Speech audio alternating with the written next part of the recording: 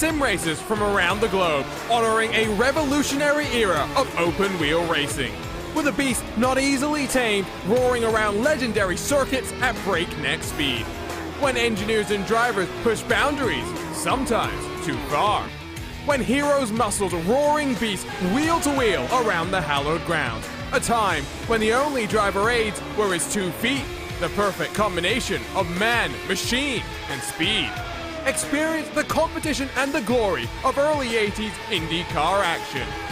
The Lionheart Retro Series presented by Next Level Racing starts now.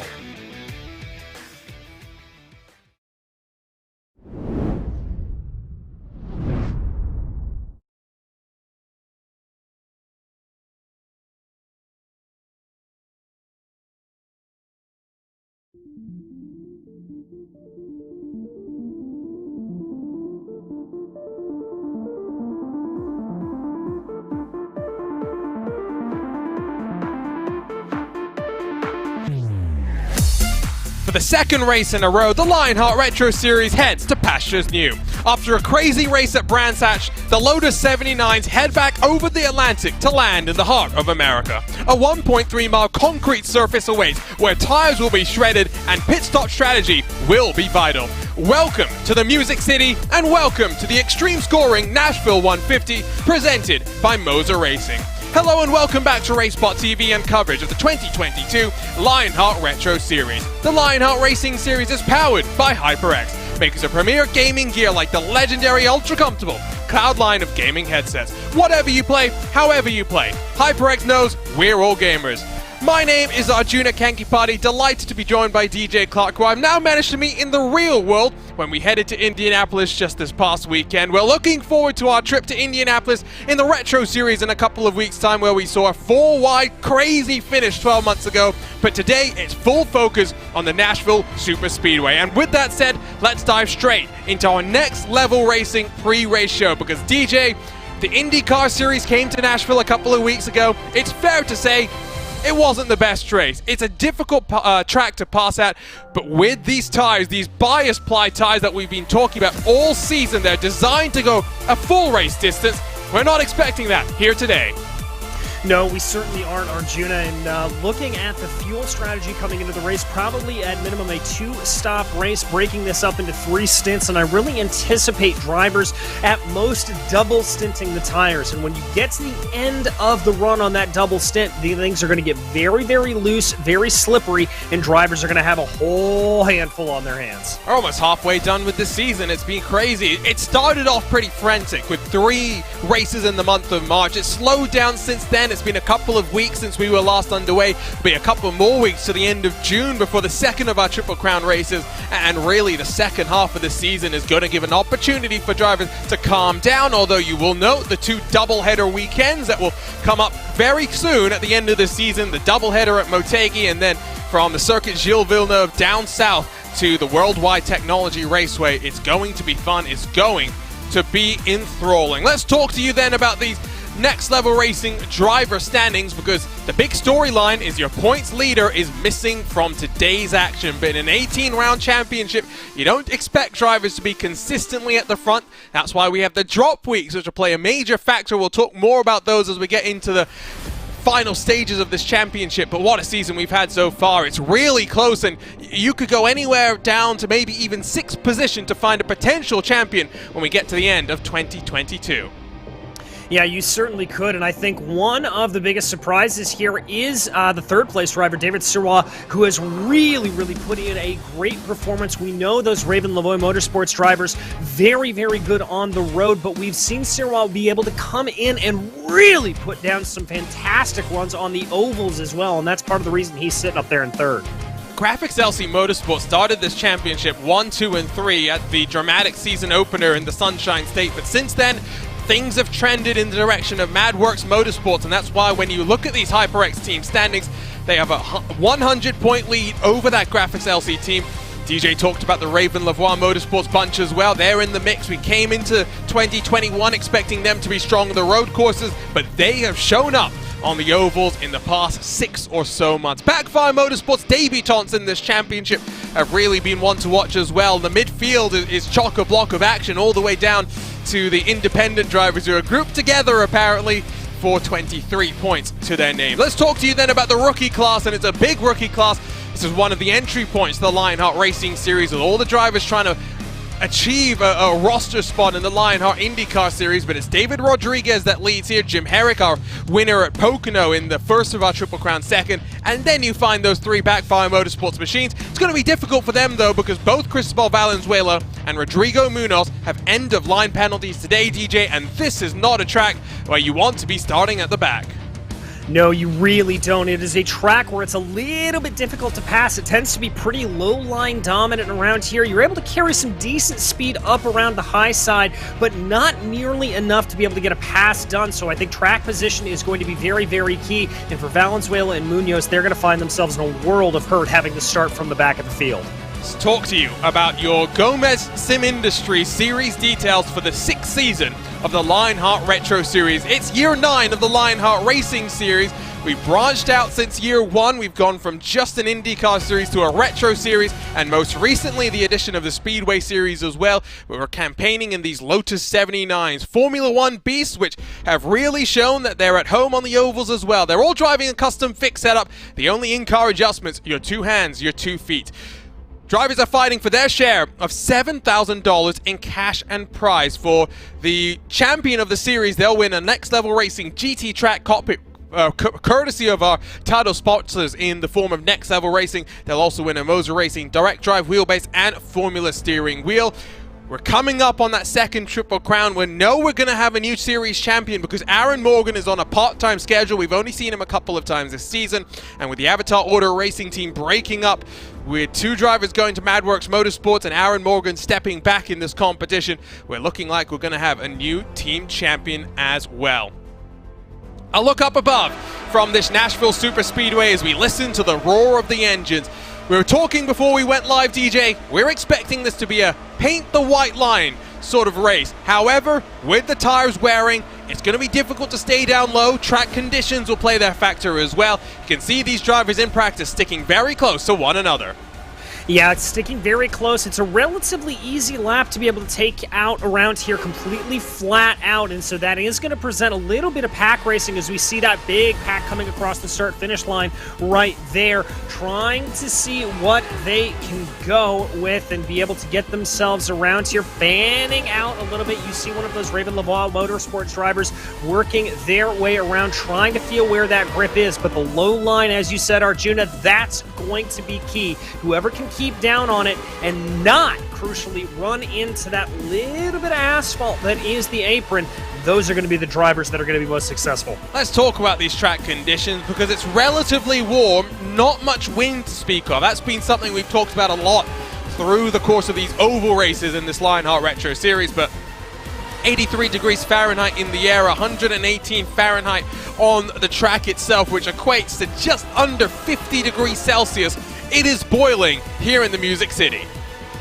It is, and with this concrete surface, that is especially going to play havoc on these bias ply tires. We talked about the fact that we do anticipate that you are probably going to have to make a pit stop over the course of the race to get a new set of tires on here. It's really going to throw up a big, big wrench in the works for all of these drivers, I think.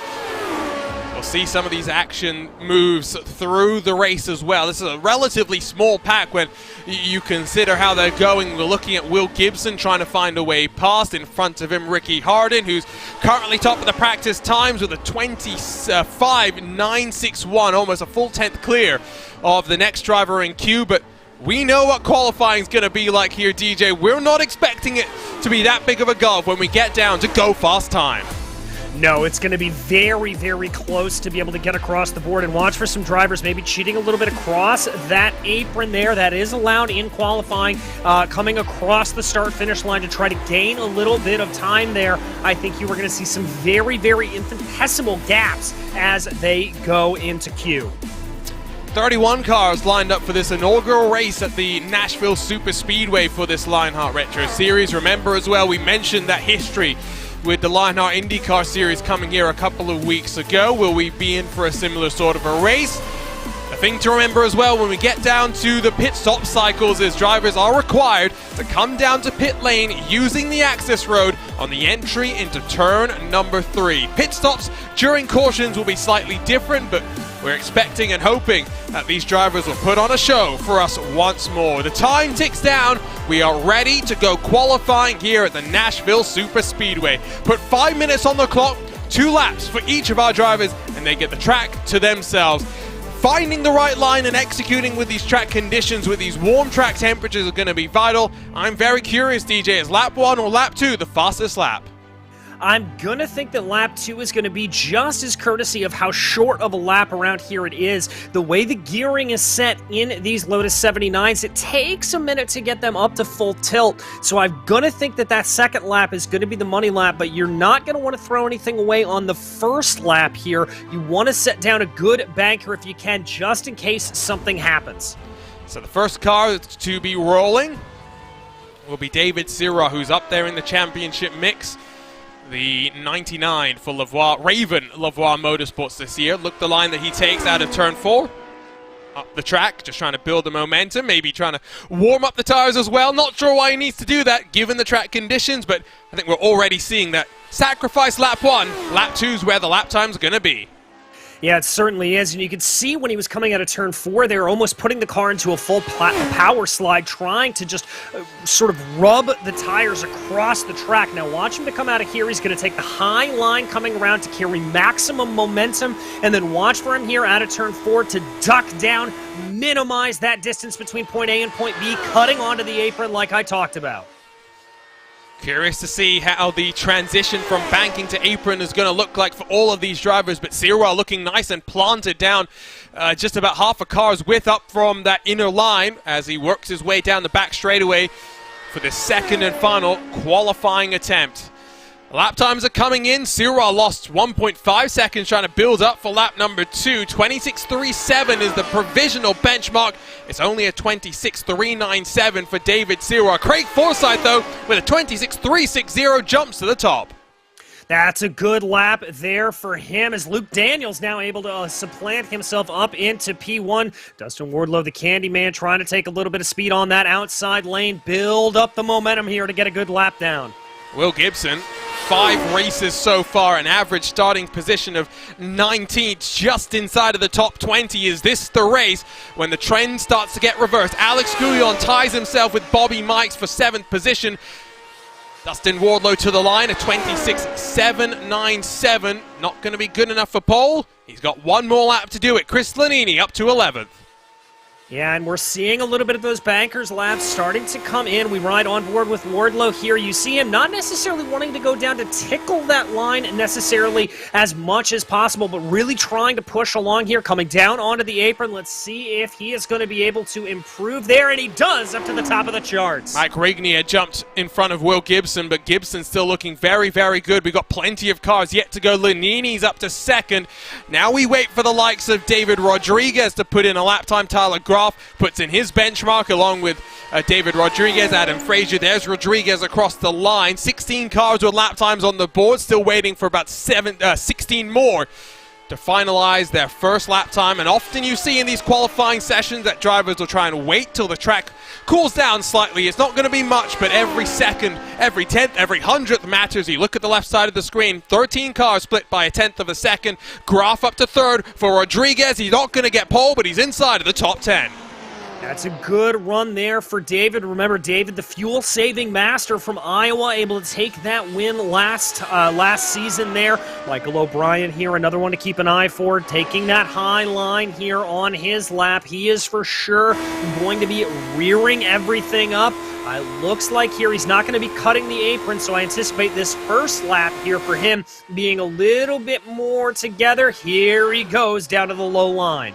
So the big names still to put lap times down. Matt Taylor, maybe Chris Fowler. Mark Cohn, who returns to us, the winner of 2 Triple Crown races in 2021.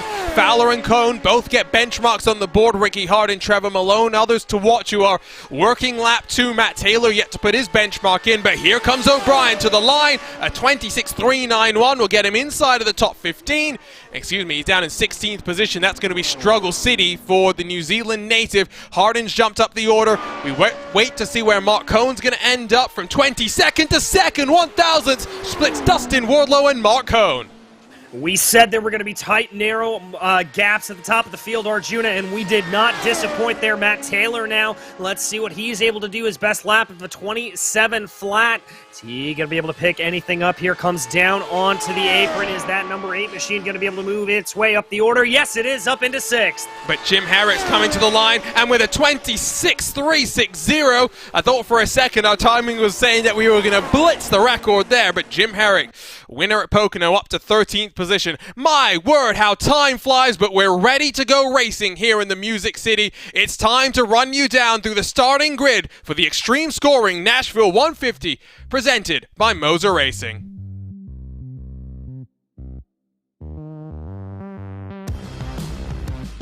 And here's a look at the butt kicker starting grid. It's pole position number 4 and 86 starts for the Candyman Dustin Wardlow, who looks to add to the 6 wins he's got to his name. Mark Cohn alongside him on the front row. What a qualifying performance from that 39 machine. 1,000 splits the two of them, while Chris Lanini and Tyler Groff will share row number 2.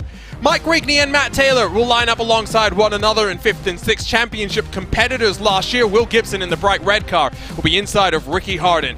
Through the top 10, we see George Anzaldo and Luke Daniels 9th and 10th positions, with Adam Young and David Rodriguez right behind them. Rolling from 13th is going to be Jim Herrick alongside the pink and black of Trevor Malone. 15th sees Craig Forsyth roll with Paul Jenkins alongside him, while Richie Hearn is back in 17th alongside Chris Fowler's number 20 Madworks Motorsports car. Alex Guyon, Robert Mikes 19th and 20th, while Michael O'Brien and David Sear are 2nd and 3rd in the championship points. Well, they've got some work to do from the outside of the top 20. Hugo Gallas and Adam Frazier will line up in row number 12, while behind them Lionel Calisto and Rodrigo Munoz will be the first cars with no lap times on the board. Cristobal Valenzuela, Chris Reagan, Brian Hotham, Brett Accord through the top 30, while Gary Godso will be the final car in our field of 31. What a race we've got in store for you, and as always, we've got featured onboards to walk you through. Let's start by talking to you about the MOZA Racing driver on board, which sees it carried by Trevor Malone's number 34. Redefining sim racing. Go further, go faster with MOZA Racing. Visit MOZARacing.com. Next up, we have the Graphic Esports on board with Tyler Groff. Their Graphic Esports, world-class design from real world to virtual. Visit them at graphicsesports.com. And then we look to try and find our final of the featured onboards, which will see Michael O'Brien roll with the 45 HyperX onboard. Whatever you play, however you play, HyperX knows we're all gamers, and HyperX is always ready to play. So we'll get a short pace lap before we get underway. DJ, it's prediction time. Who's coming out on top here today? You know, I've got to look here at the Watchman, Mark Cohn. He qualified well to be up into 2nd place. I think he is going to be one to watch out for. Good to see him back in the series. I think he's going to have a little bit to prove. Mark Cohn's a good pick, and I tell you what, he's here for some fun. He's here for some vengeance as well on the very much part-time schedule. How many cautions over under in our first race here at Nashville? I'm going to go relatively low here. I'm going to say the over-under line is going to be 3.5. I like the sound of that. We want to keep this race as clean as we can. Competition, commitment, excitement. This is Lionheart, and we're live in the Music City for the first time with the Lotus 79s. Dustin Wardlow has pole position number 4, and he'll bring us to green in the Extreme Scoring Nashville 150 presented by MOZA Racing.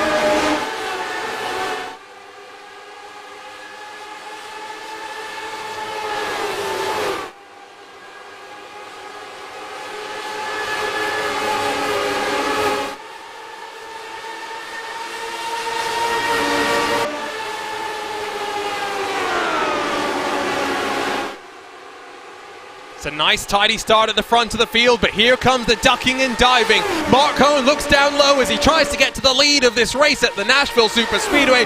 What can Dustin Wardlow do on the outside? Cohn hits the front. And that is exactly what I think you're going to see a lot of here today, that sort of crossover move, Arjuna. That is going to be the best way to get by. That is going to put Wardlow up onto the high side. Watch Tyler Groff there behind, trying to see where he can be. He's going to be in a good position, maybe save a little bit of fuel, save a little bit of tires, not be too aggressive here too early. It's a 150-lap race where the fuel window is about 47, 48 laps. So if we go green, which is a big if, and I'm knocking on the wood next to me, fuel saving might prove to be vital. Tyler Groff's in a great position. Dustin Wardlow looking a long way around on the 39. Yeah, and there he's able to carry some good momentum up around the high side, clearly able to get it done. He is going to be able to pull that along. It looks like he's going to pull Tyler Groff along with him, so that high line, at least early on, proving very effective. Matt Taylor stuck down low as Chris Lanini will try and scramble around his outside as they work through turn 1 and 2 for the 4th time this race, 113 laps. If we go green, it is very much going to fly on by. Trevor Malone looking down low on David Rodriguez, and it looks like Cristobal Valenzuela's had some issues. He's back down on pit lane. Oh, and you hate to see that there. Cristobal obviously having that EOL penalty. A big gaggle of cars there in the back. Everybody weaving this way and that. A lot of speed coming out here early on. How aggressive do these drivers want to be at this early juncture of the race? You can see it's very much pack racing for the time being. They're side by side for the lead, and it's Tyler Groff looking down low as he tries to force his way to the front. The Candyman can do nothing. Tyler Groff's leading this race. Yes, he is. That low line starting to come back into prominence here a little bit, but it looks like Wardlow's not going to give it up on him. Looks like he's going to have to slot back into line. Is he going to look for a little bit of that crossover? No, he's going to just keep it up on the high side. Groff tried to block him there a little bit, close the door on that momentum, but too much carried for the Candyman. But nice and tidy. This is what we like to see at this early point of the race. It could be very much more feisty, nasty, however you want to place it. Will Gibson gets in front of Ricky Harden. A couple of cars have lost some ground on this start. Mike Grigney within the top 10 is down 3 positions as Cristobal Valenzuela, you saw at the bottom of the strut, rolls back out onto the track. He is 3 laps down. We'll see what he can scramble. David Rodriguez trying to look low on Trevor Malone, who almost runs into George Anzaldo. Getting a little bit hairy there, and now is the point in the race, I think, where these drivers are going to start thinking about trying to preserve those tires a little bit. Watch for drivers not to necessarily be going down all the way kissing that apron there unless they are in wheel-to-wheel battle. I think you're going to want to run about a half a lane up on the track to try to keep the tires in good window, but this is getting very hairy. 3 wide on the run down into turn 3. That's a very sketchy situation. 240 sim racing cars on the outside as Chris Fowler ducks down low, gets nice and tidy through the exit. He'll work his way up into 13th position, hopefully not unlucky number 13. It's very feisty, not just in the mid-pack at the front as well, but Tyler Groff has started to build a bit of separation. 2 tenths between Groff and Wardlow. And that's exactly what Tyler wants to try to do here. About a second is where you're going to feel that full width of the draft. I think here for Wardlow, he should be able to catch in if he wants to, but the fact that he is just kind of holding that advantage here at about a tenth of a second right now tells me that Wardlow thinking a little bit about saving fuel. I know you've never raced here at Nashville, but as a former competitor of this series last year, how scary is this sort of racing? Oh, it is absolutely terrifying. Anytime you are at a 1.5 miles or in this case a 1.3 mile circuit, it is absolutely white-knuckle driving the entire way. You are constantly looking to the side, looking in your relatives, looking all the way around, just kind of hanging on as much as you can. You want to build a rhythm up around here, Arjuna, but it's so hard when you've got this many cars flying around you. Yeah, I do get the sense that right now you are more holding on for dear life and hoping that you survive to get to the later stages of this race, especially the further back you go, where dirty air doesn't seem to be such a factor as Rodriguez and Forsyth in the 10 and the 53 will duke it out side by side. A couple more fights, Matt Taylor and Will Gibson fighting for 5th position, but as Forsyth slides up the track, Rodriguez has got to be careful. And that's where you've got to start worrying about that tire wear a little bit as we continue to go along and as we continue to burn fuel over the course of this race. These cars are going to be a little bit more flightier. They're going to want to slide up the track more. You can only hold it down to the inside for so long, Arjuna, before the car is going to fight back on you. On board with Fowler's number 20. Shown pace this season, but in what seems to be the story of Chris Fowler's Lionheart career, it seems to somehow always find some bad luck as well, but he's in 5th position so far in this championship, only 1 win to speak of. It could have been many, many more. David Rodriguez almost hit the apron, has got very, very loose midway through turn 3 and 4. Let's Craig Forsyth get in front. Here comes Fowler too. Yeah, they're both going to be trying to push their way along here. And you mentioned brushing up against that apron. That's going to cause the car to get very, very loose, very, very sideways. And this setup that they're running here today, Arjuna. Caution. Oh, as we've got a yellow. And I think it involves a car that was trying to mind their P's and Q's. That's Brian Hotham in the 91 on the exit of turn 1. But we slow things down for the first time. 1 caution so far here at Nashville. Yes, indeed, and it looks like that car very, very crabby there, so probably a lot of problems here. Let's check out this replay to see exactly what happened. Car contact. One of the Backfire Motorsports machines, my suspicion is that it would have been Rodrigo Munoz. Maybe Hugo Gallas, not 100% sure, but we'll look from up above and see if we can pick them out. Look rearwards from Hugo Gallas and see it would be Rodrigo Munoz then that comes to blows, and it's just sliding up the track. Not much you can do once you're in that situation for the car on the outside. No, there's really not a lot at all you can do. You can try to move your way to the outside there, but as I was sort of starting to say, this setup is just a hair on the loose side, and so if you try to move too abruptly in these cars, it's really going to shake you off. As there you can see it coming on in, just a little bit of movement, 1, 2, and that's all she wrote. It was the Nashville strut up the wall for Brian Hotham, but now do we see some strategy calls? Because, of course, we're in a fuel save race in some regards. Do you come down in? Do you stay on out? Looks like 7 cars or so will stay out. Graf, Lanini, Cone, Gibson, Rodriguez, and Mikes. And then the rest of the cars will shuffle their way down onto pit lane. Don't hate the call to stay out here. We're 16 laps into the run, so not halfway. Don't think we would have seen too many tire takers. However, we talked about the need to fuel save to get to the end. Maybe this helps out those teams and those drivers trying to go long.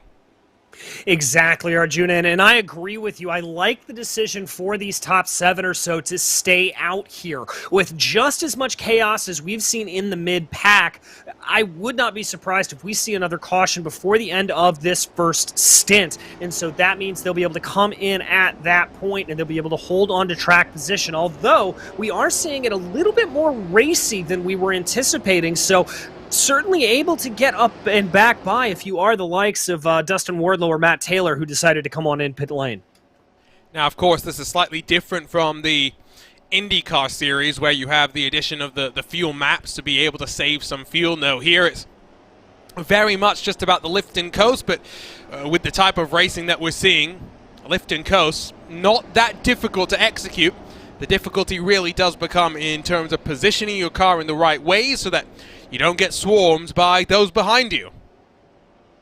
Yeah, exactly. As we said, it's a pretty much flat-out race around here, and it's all about feathering that throttle, Arjuna. You want to just be careful with how much you lift off. You want to be lifting, I would say, maybe about 10% coming through the corners to just keep in the good line of that driver in front of you, and that should keep you behind them while being able to keep enough pace to keep going up and around. Thought for a moment that Michael O'Brien may have got an end-of-line penalty. We talk about the lack of fuel maps. There's also no pit lane limiter, so it becomes very easy for drivers to overdrive on pit lane.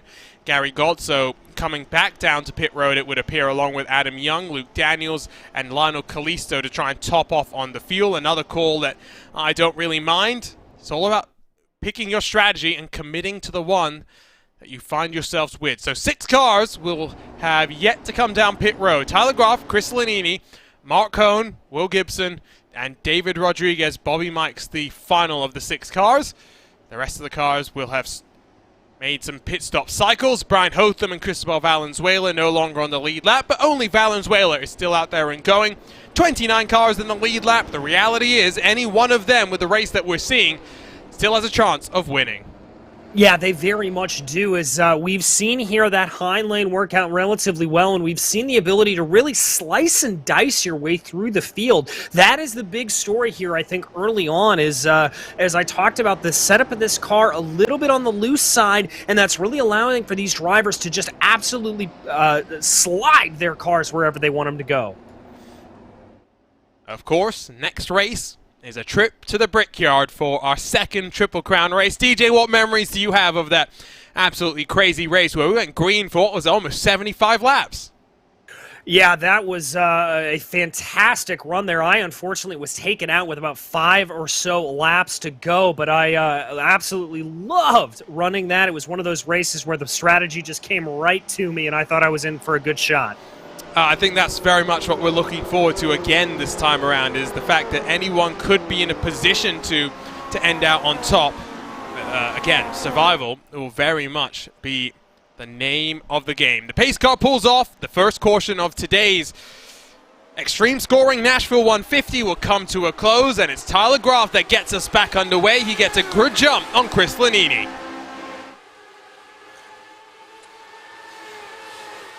Yes, he does. And looking around behind there, then Lanini under a little bit of pressure from Mark Cohn. The Watchman definitely starting to try to press his advantage a little bit as well. Matt Taylor defending and attacking at the same time as Trevor Malone gets in front of Ricky Harden. Taylor's looking forward on the Candyman. Now we'll wait and see if the cars that took fuel are going to be able to keep up. We talk about this a lot. The heavier the car, the slower you are. The gap between Mikes and Wardlow already up to 1.2 seconds. And that is not going to be a good thing for those drivers that took fuel here, but rest assured it's going to come back to them later on in the race. Remember, these guys will have to top off here at some point, and if you are the likes of Dustin Wardlow, Trevor Malone, Matt Taylor, what you are hoping for is a long green flag run here where these top 6 will have to come down under green flag conditions. That will be the death knell to their race. One more caution. I think these drivers have the strategy locked and loaded in terms of being able to make it with one more pit stop to the end of the race, but that is by no means guaranteed. And that gap between cars that took fuel and did not take fuel is up to 1.6. If you're with Dustin Wardlow, maybe the move here is to let Trevor Malone go and see what that 34 car can do. The 6-car fight at the front of the field starts to stretch its legs. Yeah, it starts to stretch its legs and spread out a little bit here, seeing drivers taking a multitude of lines as they continue to work their way around a lot of very close quarters racing here as we continue on working lap 22. And look at those two trains. Bit of a party, a hornet's nest at the front. Not so exciting further back, but it's all about now that the differential and closing the advantage that they're building. I think there may be some lap traffic as well in the form of Cristobal Valenzuela, who doesn't look to be up to speed relative to those in front of him. Lanini gets in front of Gibson. Cohn slides backwards in line. If you are any of those cars maybe further back in that pack, I've got to think maybe David Rodriguez is thinking about fuel saving. Oh, you know he is. We talked about that miracle run at Iowa just a few minutes ago, and Rodriguez really and truly the master fuel whisperer around here. He is going to be able to ink every last gallon out of that fuel tank. I still think they're trying to investigate exactly how he made it work. Around the outside will go Chris Lanini on the red and white Mark Cohn car. Tyler Graf continues to lead, and I do think with this strategy, I talk about wanting to fuel save. By the same token, I don't think you want to be leading and punching the hole in the air. I don't think you do either. You don't really want to be that lead car because that is the full force of dirty air in front of you, and you're not able to do any of that sort of 10% lifting that I talked about. Tyler here, I think, going for broke a little bit, hoping that we're going to get that other caution before the end of this stint, and he's going to start to run up against it here. He is just absolutely pushing here at this point. Gap between 6th and 7th has actually stabilized. Last couple of laps, it's come down. 3/10 quicker was Trevor Malone, who is now at the front of the peloton, than David Rodriguez, who is at the tail end of this now single file queue. They do, of course, have Cristobal Valenzuela in between, who is enabling Trevor Malone to get a bit of a toe to close even further. But if we go green from here, we're looking at a 38-minute race. We talked about how quick this race was going to be. There's your indication, about 90 laps in the blink of an eye. Yeah, very, very quick. 1.3 miles and flat out, as we said, for the most part. A little bit of jockeying there, a little bit of blocking between Gibson and Groff as they get down there. Tyler giving up the lead of the race. I think he was listening to us, Arjuna. He wants to back off a little bit, maybe save some fuel. Hey, sometimes commentators know what we're talking about. Jim Herrick and Alex Guyon are alongside with Michael O'Brien behind them as Rodriguez will get in front of Mike's in the lead group. Groff jumps back to the front as well. All the fighting means Malone's closing. The gap's very much coming down, but these drivers do need to be a little bit careful. Already half a second back from Richie Hearn in 16th. Yeah, they do not want to lose touch with that. Now, the good thing that they're going to have working for them is on this shorter track, you're not going to lose all that much time, but if you get that gap over a second, that's where you get into that danger zone. That's where you get into losing that draft altogether. Looked like it was a car getting very, very squirrely, almost losing control. Would have been behind this pack, so I'd postulate maybe it was Adam Frazier, Brett Accord, but they kept it on the straight and narrow. We stay green for the time being. Malone's closed within 0.6 of a second. The train is coming. Get your panic stations out if you're these leading cars. Although having said that, it's only Trevor Malone that's closed. Dustin Wardlow's been left and Malone's dust. It almost looks like Dustin is running an alternate strategy here, that he may be trying to do some super fuel saving or maybe some tire saving as it goes along. Trevor just absolutely looking like he has been able to clear all of these guys with ease. So, as we get 30 laps officially complete in our inaugural race here at Nashville, the strategies are very much at the forefront the drivers' minds. Will Gibson shuffled back to third, maybe now fourth as Lanini tries to come on through. It's Groff from Cone, from Lanini, Gibson, Mikes, Rodriguez. The car's yet to come down pit lane. Trevor Malone's joined the party. The gap back to Wardlow, now 1.5 seconds. Yeah, and that is going to be that big number that we talked about, Arjuna. That is outside of the effective draft range, so that is not going to help Dustin be able to save any bit of fuel. And he's got a little bit of worry coming up from behind him. That is Matt Taylor and Ricky Harden very, very close on his 6. Can also see there's some separation back to Craig Forsyth, George Anzaldo, and Mike Rigney, who are just outside of the top 10. So cars that came down to pit lane, maybe not as organized as they would have wanted to be, as Will Gibson still under fire from Chris Lanini. We'll see Mike's red-white machine down low, and maybe Gibson will start sliding backwards. We are seeing both the low and the high lines being viable options. It's just where you place your car, where those around you are trying to run. Yeah, exactly, Arjuna, and that is really the thing. You've just got to feel out this track. In a race like this that is a sort of, let's call it a intermediate pack race, as it were, you've got to just be responding to what you see around you. You can't be driving your preferred line 9 times out of 10, so you've got to feel comfortable putting that car in many, many places on the track. Let's talk about our MOZA Racing driver profile, because he seems to be the man to watch as Trevor Malone goes to the outside of David Rodriguez. He's clearly got a strategy in mind, and in his 40th start, he's looking for the elusive first Lionheart Retro Series victory. Has never been on the podium. Always, though, someone that we watch for in terms of speed. Yeah, he is a very, very quick driver, is Trevor Malone. Always one to keep an eye out for, and obviously the old days of that bright teal car are gone. He's got a little bit more of a restrained car here, so not nearly as easy to spot, but still with that pink, pretty easy to spot out on track. Are you saying pink is more restrained than teal? Well, the shade of teal that he had Fair. was so very easily seeable. And the fact that it was just a solid color, very similar to what Will Gibson has in front of him, but I will pick up what you're putting down. Wardlow now 2.1 back from Rodriguez. It is definitely trouble stations for those behind, and look at the hornet's nest that's developed behind Dustin Wardlow. Not sure what the strategy call here is, but Paul Jenkins, Alex Guyon, Michael O'Brien, all really fighting tooth and nail for the time being. They've closed on the group that Dustin Wardlow continues to lead. Yes, they have, and I've got to wonder here if they're going to be content to lay up behind Dustin and save some fuel and try to extend this stint as long as possible, because frankly, the gap that we've seen develop between Wardlow and Rodriguez is upwards of 2 seconds, and I think trying to close that back in here at this point may be a little bit too much to bear.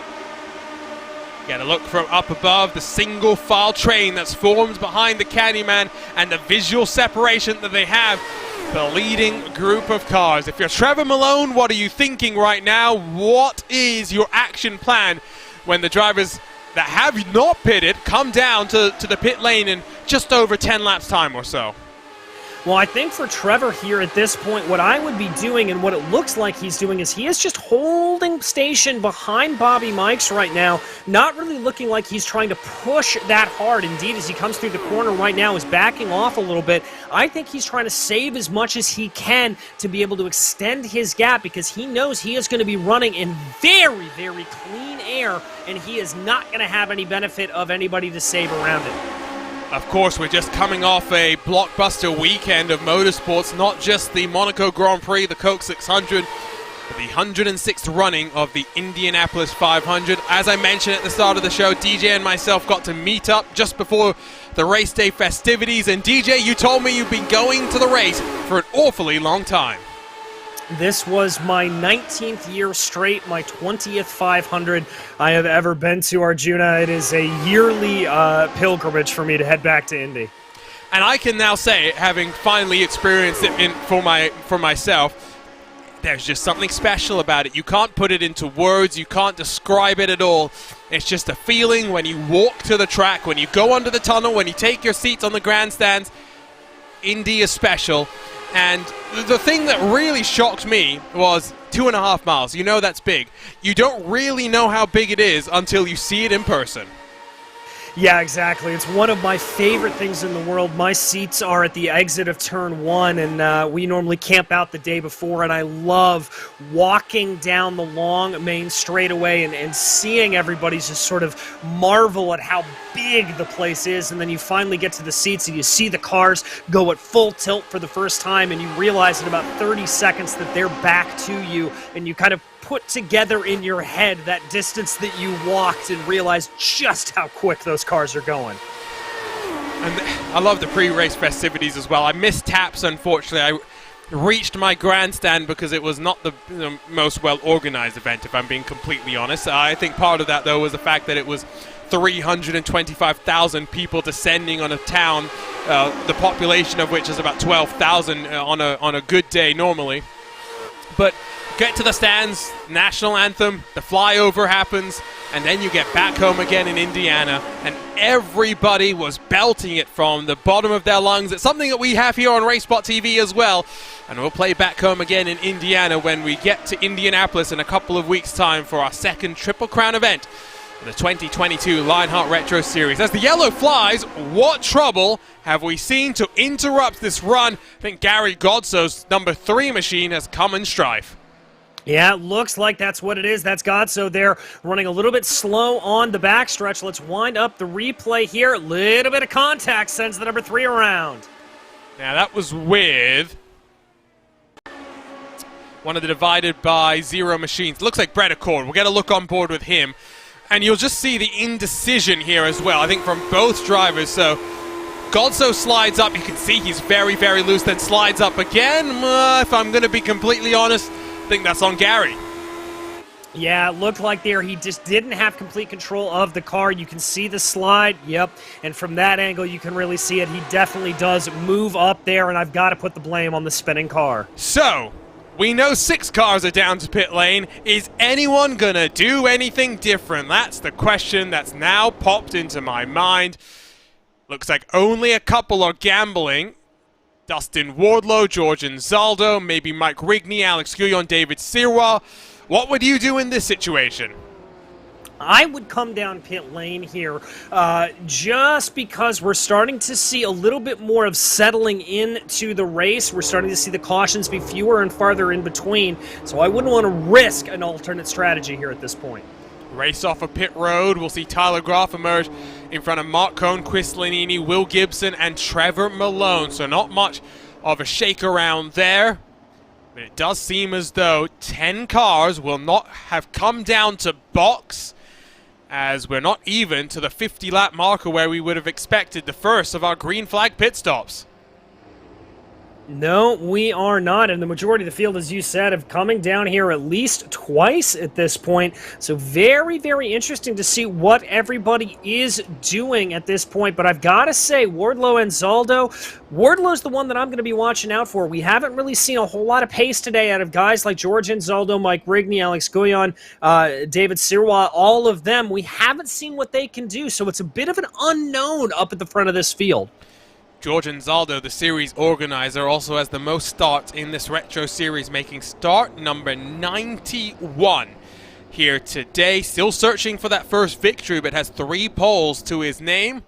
A man that works tirelessly to put on everything that we're seeing right now. Best finish this season for Zaldo was 5th at New Hampshire. We'll see if what he can do from what will be 2nd spot on track. The pole position man is back at the front of the field, though. Yes, he is, and we've seen the pace out of Dustin Wardlow early in the race, but obviously a little bit of questions here being drawn in with that off pace that he had, really separating out those two groups. So I'm going to be very interested to see what the number 9 is able to do when we get back to green flag conditions. I'll give you another opportunity to change your mind on your prediction. Do you think Mark Cohn still got it as we inch towards the halfway point of this race?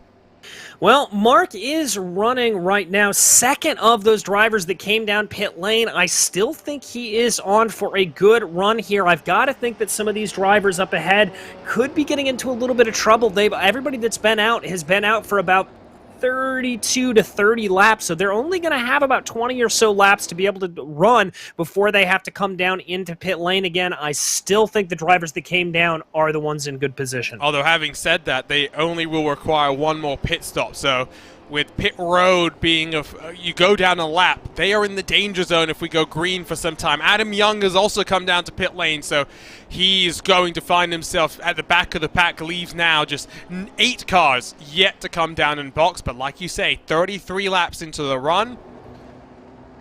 Not sure what we've been seeing in terms of tires. 31 took to the green. I believe we still have 30 out there on track. The only retiree, Brian Hotham's 91. Yeah, he's the only one there, although the lights are off now on the iRacing pace car, so we should get ready to go back to green flag racing. Dustin Wardlow bringing the field around with Zaldo and Rigney behind them. So, again, it's a strategy gamble, but 8 cars are due to pit lane in about 20-odd laps. 1 stop required from here as we work towards the halfway marker of the Xtreme Scoring Nashville 150 presented by MOZA Racing. Back at the front, it's your pole position winner. The Candyman Dustin Wardlow will get us back underway in the Music City as the pace car pulls off. The field's in control of the number 9 machine. And the second caution of the night comes to a close. We're racing again at the Nashville Super Speedway. A good start from Dustin Wardlow. They're single filed for now into turn 1, but pack racing galore is about to get back underway. It certainly is, and a good gap there for Wardlow of about 0.3 of a second. Let's call it about 5 or 6 car lengths as they work their way down the backstretch. Already starting to see we've got a car into the wall hard. And that's not just into the wall. That was Chris Reagan, I believe, who was up and over that 19 red and white machine. Well, that is day done. Cautions breed cautions, and restarts can be tricky. Let's check out what's happened at the back of the pack, and whoa, that's a vicious old impact. Reagan actually avoids going up and over, but a hellacious hit, and Chris Reagan's night comes to a close in the brink of an eye. And I wonder, now was that with the 51 of Brett Accord? Let's watch it and see here. Yep, I think Brett drifted up the track a little bit, similar to what we saw from Gary Godso earlier, just drifting up, and it looks like wasn't prepared for it. And we can watch. Yep, there it is, and there's the contact, and that is him also going around there just for good measure. So somewhat help out those who have not come down to pit lane again. We'll get a look at this replay. You'll see the aftermath of it as one of the Backfire Motorsports cars did have contact, but I think has very much come out as favorably as they would have imagined. But that's caution number 3. Cautions breed cautions. You said we'd get maybe 3-4 cautions, DJ. We're not halfway yet. What are you thinking? I think we may get a few more. That may be the prediction that I have to change here, as we saw that starting to happen, and we talked about as these cars get lighter, they get a little bit more worn on the tires, that we see them start to get looser, and that's a little bit of what you're seeing. Drivers starting to be a little bit more careless as they need to build that rhythm back up. I think we could see another caution here early on in this run. If not, we could see another good long green flag run once the rhythm goes. So, it's about a 47, 48 lap run on fuel in a 113 lap race. That means that ideally you want to pit no earlier than lap 65. So, with the cars at the front having stopped 36 laps ago, they've got to extend this stint by another 12 laps, which would mean 48 laps on the run, which is basically a green flag run that doesn't take into account the 2 caution periods that we've had. Those cars are looking good. The question I'd have is, are they looking better than those behind who will have a shorter stop and will spend more time with less fuel at the end of this race? Well, that's the question that we are going to have to see sorted out here, Arjuna, and I don't think we're really going to get an answer for that until we probably cross over the century mark in this race to figure out exactly how that strategy is going to play. And David Rodriguez is going to come down pit lane now. Does he think he can make it from here? That is a mighty, mighty tall order, and he is going to be praying for plenty of caution to come out if he does think he can make it. I gotta think this is going to be a little bit too long to stretch, but once again, David Rodriguez, the fuel whisperer, if anybody can do it, he can. And the reason why I'm a bit confused by the call is the fact that now he's going to have a little more fuel than those in front of him. We talk about how the car gets faster the lighter it is. We saw that after the first restart we had, right, where the top 6 were able to break away. Only Trevor Malone was able to close up with them.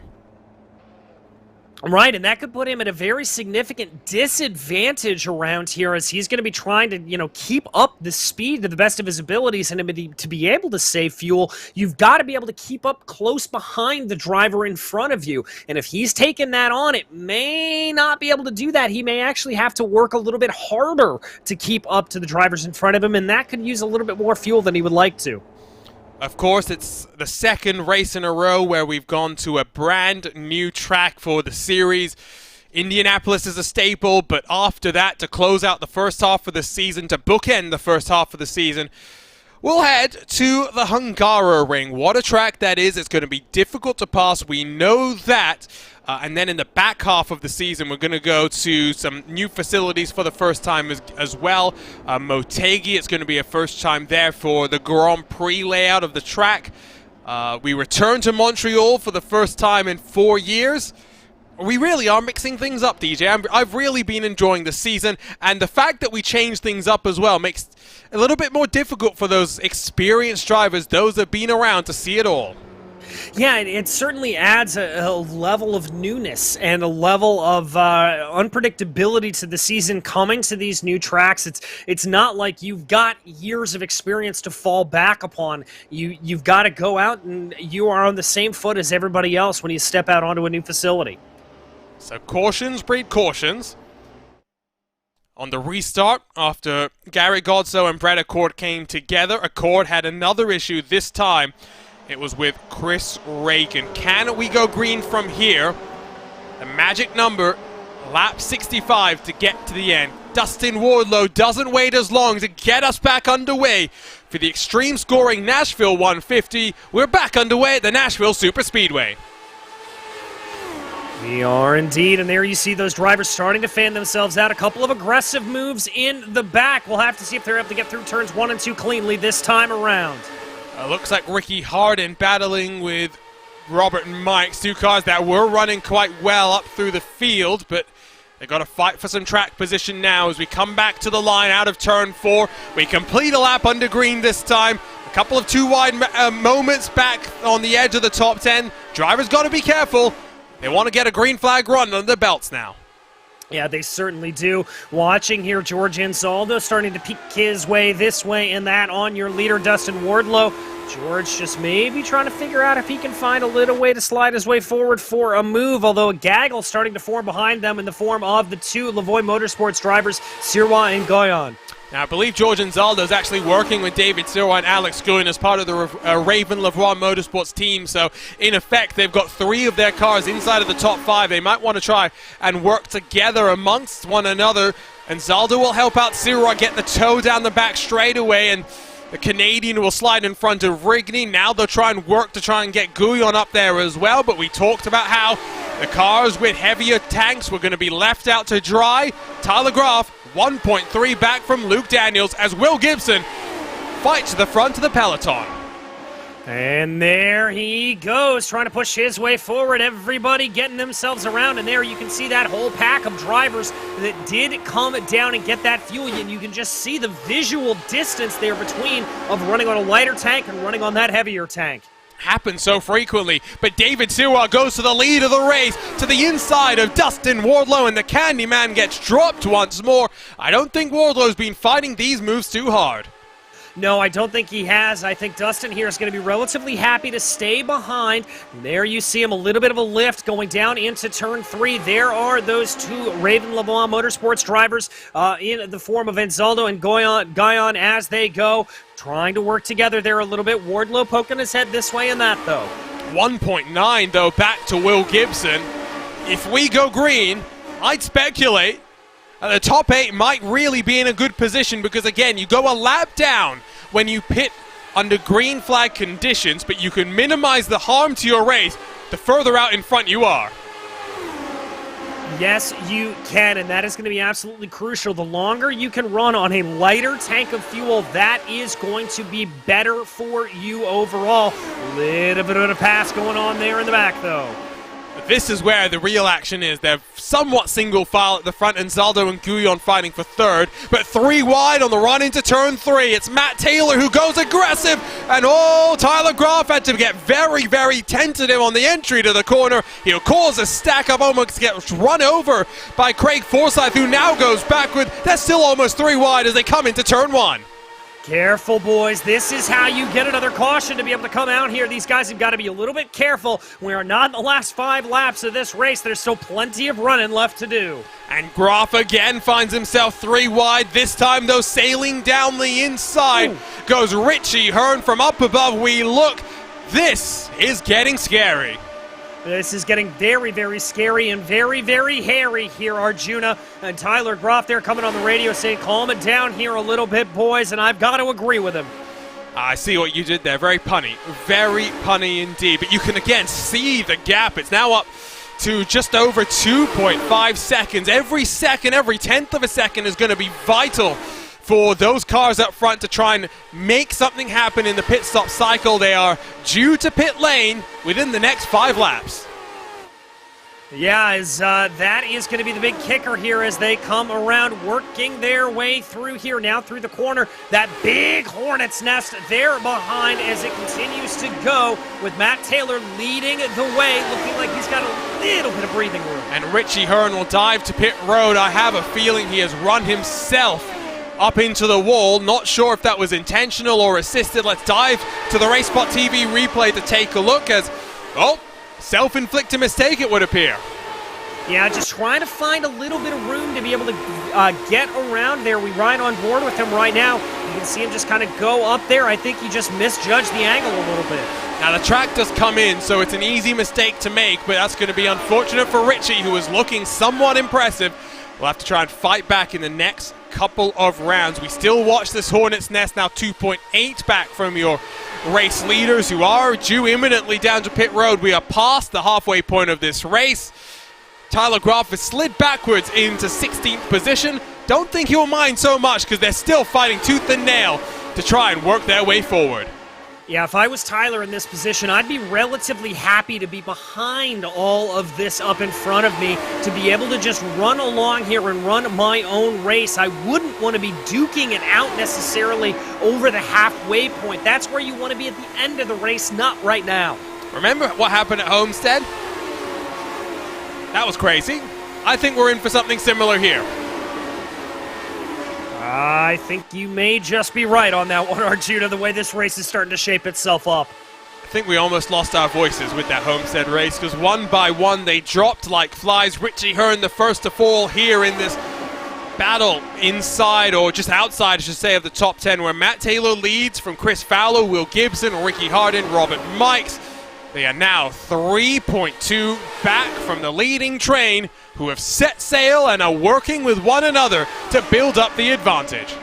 And that gap just continues to grow here. Those lighter fuel tanks really playing out, but it is only a matter of time before they have to come down pit lane. They are all working on about lap 53 of the stint, and we anticipated about 49 to 50 laps to be able to go without any yellows. So I've got to think it is just a matter of minutes here before they have to come down. And if the caution comes out now, these cars, they will be frustrated on one hand that the gap that they built up has disappeared, but they know they won't be in the danger zone, because once they're down on pit lane, if a caution flies, then they are in trouble. It is as simple as that, and Dustin Wardlow shows the line that you've got to take on pit road entry. Nice and careful through the access road. The Candyman is the first to box.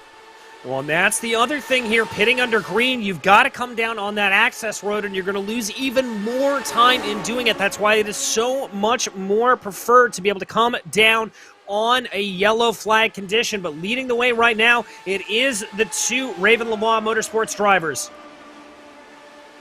Now, qualifying did not work their way, as Silra's going to come down onto pit lane. Both cars were up almost 20-odd positions. Guyon's plus 18. Silra at 1 point was plus 21, so they are riding out this strategy call to see where it will take them. But this is where I'm still a little bit worried. 2 wide, about 3 rows deep, almost 3 wide, fanning themselves off the corner. These boys, like Tyler Groff said, have got to be careful. Will Gibson with the lunge to the inside. Matt Taylor says, no thank you, not right now. And that's not what you want to be seeing here. That is a little bit of aggressive move from Matt Taylor, but he is entitled to be able to hold that line. More drivers coming down pit lane. Looks like Anzaldo and Frazier. Still waiting for Guyon, Rigney, Daniels, and Herrick to box. The only cars yet to come down from that leading group for what will be their final stop of this extreme scoring Nashville 150 presented by MOZA Racing. It's danger zone time as Guyon comes down, Herrick comes down as well. Only Mike Rigney is yet to box. Well, and that's going to leave him out there in a little bit of a position. He's not going to have any drafting buddies as we almost go 3 wide there in the back. This is where you are scared if you're those cars that have boxed, because you see this and you're thinking, oh no, if we're moments away from seeing the caution. Also, just point out that those cars that box have been splintered up, so they're not really able to work as well with one another as they were doing before. Rigney comes down. Matt Taylor, Will Gibson fighting for the lead of the race. Oh, and Gibson almost pinched him there, coming down a little bit. Chris Fowler trying to get involved in that as well. Craig Forsyth leading that quad right there of drivers. Very tight running as you see everybody else coming back out of pit lane. Under 40 laps to go in the Music City for the first time with the Lotus 79s. 3 cautions so far have seen a split call on strategy play itself out. 17 odd cars have 1 stop to go. 9 cars have made their final stop of this extreme scoring Nashville 150 presented by MOZA Racing. The run to the checkered flag is coming up next on RaceSpot TV.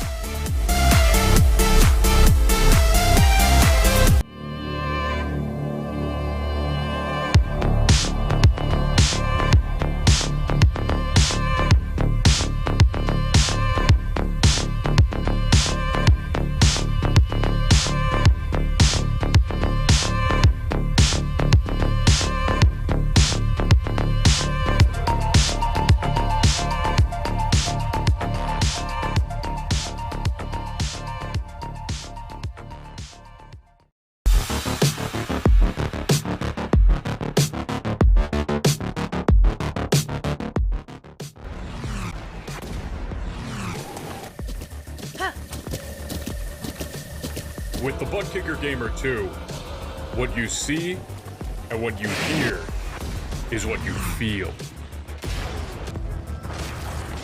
Butt Kicker, the future is feeling.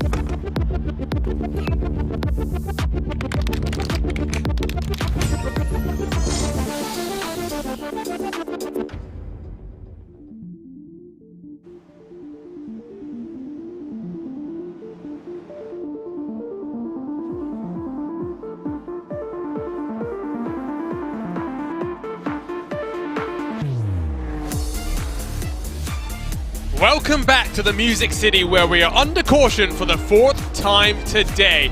The strategy gamble for the cars that stayed out the previous caution round has played out in dramatic fashion, with many of them trapped at the tail end of the field. Welcome back to RaceSpot TV, where we're live from the Nashville Super Speedway for round 7 of your 2022 Lionheart Retro Series. Alongside myself, Arjuna Kenkipati, delighted to be joined by DJ Clark once more. And DJ, what did we say? They're in the danger zone, and danger, it turned out, was right around the corner. Yes, it was a big incident here, taking out a couple of drivers, unfortunately, putting them down in the field, including Paul Jenkins and Bobby Mikes. It looks like both getting put out there. Chris Reagan as well also may have been involved in it. As we go back to check out this replay of exactly what happened, just a little bit of contact there off the wall. Jenkins being collected big time and taking a big hop, skip and a jump. And Trevor Malone skips through the drama. No care in the world for the number 34 machine. You'll just watch here once more as Paul Jenkins will see Bobby Mikes hit the wall in front of him. Hop, skip, and a jump. There was nothing that Paul Jenkins can do. And we'll grab another look on board with this MOZA's moment with Trevor Malone. Oh, you can see that there, and for Trevor, this is just that hold on and pray moment. Oh, talk about last-minute instinct moves. Some say that would be lucky, but to quote, I think it was Gary Player, you make your own luck. And what does this mean? Well, the likes of Sirwa, Guyon, and Zaldo, Wardlow, they'll get their laps back, but they'll be at the tail end of the field. They have a lot of work to do to fight back to the front. Yes, they do, but relatively here at this point, everything is going to be equalized in terms of fuel, so we're not going to see those big gaps develop like we saw earlier on in the race. So I think it's going to be a little bit easier maybe for them to be able to try to fight their way back up forward, but it's still no overall easily task done. And what do we know now?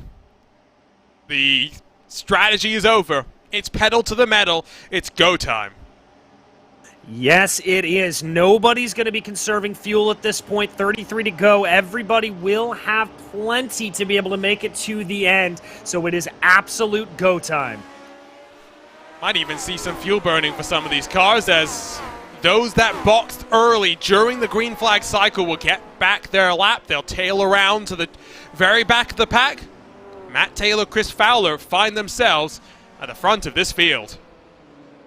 Yes, they do, and it's going to be interesting to see here what kind of jump they're able to get on the field. We've seen the leader be able to get a relatively decent jump on the first getaway and then be closed out in the last couple of laps, but we haven't seen Matt Taylor, we haven't seen Chris Fowler, Craig Forsyth, Ricky Harden, any of these guys really at the lead of the field here at this point, so it'll be interesting to see how they play out. All right, I'll give you one final chance to correct your pick. Are you changing your mind now with 31 to go at the line? Mark Cohn is in 8th. I still like that position for him. We're going to have to see. I'm sticking with the Watchman. I get the feeling it's going to be one of the MadWorks Motorsports cars, either Matt Taylor or Chris Fowler, both looking for their second victory of 2022. So the pace car's off, 4 cautions so far today, 31 laps to go. It's a MadWorks Motorsports 1 and 2 with Craig Forsyth right behind them. We're back underway. Green flag racing at the Xtreme Scoring Nashville 150, presented by MOZA Racing. Another good jump from the top 4. It's 5th on back, where it looks interesting. Yes, it does. A little bit of side-by-side there in the back. You can see some of the drivers starting to weave and bob their way this way, and that Michael O'Brien and Lionel Kalisto looking like they're going side-by-side down into the corner. Qualifying didn't go great for MadWorks Motorsports, but Fowler and O'Brien both have made up about 15-odd positions to find themselves in some great points-paying positions. That's what championship runs are made of. the consistency to be able to work your way to the front of the field. And at the front, it's teammates battling side by side. What's rule number one of racing? Don't hit your teammate. Taylor and Fowler have got to be careful.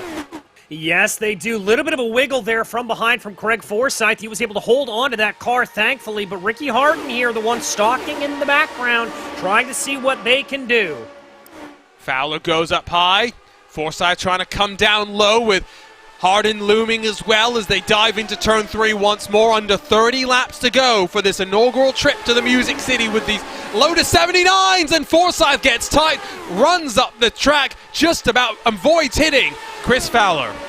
Yeah, that was very, very close there for Craig Forsyth, and I'm very impressed also with Ricky Harden that he didn't run into the back of Forsyth with that checkup. But look who's coming up behind here, Tyler Groff. We haven't talked a lot about him running towards the front of the field. He was up here early. Well, he's right back to where he wants to be. Remember, he was a little bit spooked earlier on with the raciness of that chasing pack, and he's found himself in a great spot as O'Brien, Kalisto side by side just behind.